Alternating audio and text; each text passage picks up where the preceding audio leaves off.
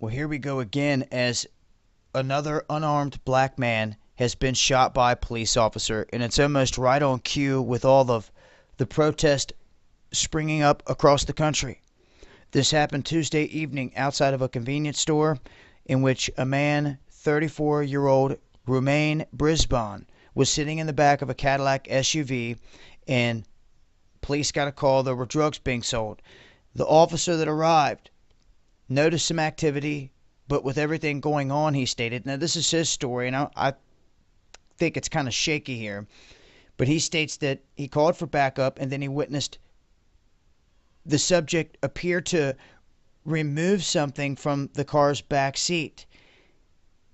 He said he gave him several commands to show his hands, and then the person placed one or both hands in his waistband area and then fled. Now, the officer caught up with him, and they started to struggle, and the cop thought that he felt a gun.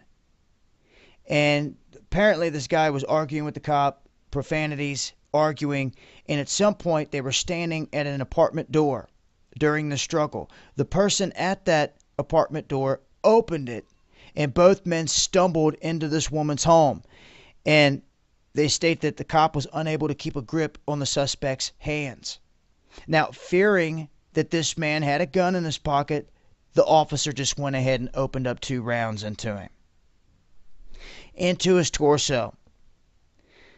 Police department, backup officers all arrived, and the guy was pronounced dead at the scene. What they found on him was a vial of oxycodone pills, and the only weapon in the whole thing that was discovered in the SUV, along with some marijuana, but that was not the subject's vehicle, and there were other people involved, and it's not said to be that man's gun. So an unarmed individual here, gunned down, had no weapon on him, although he was fighting with the police.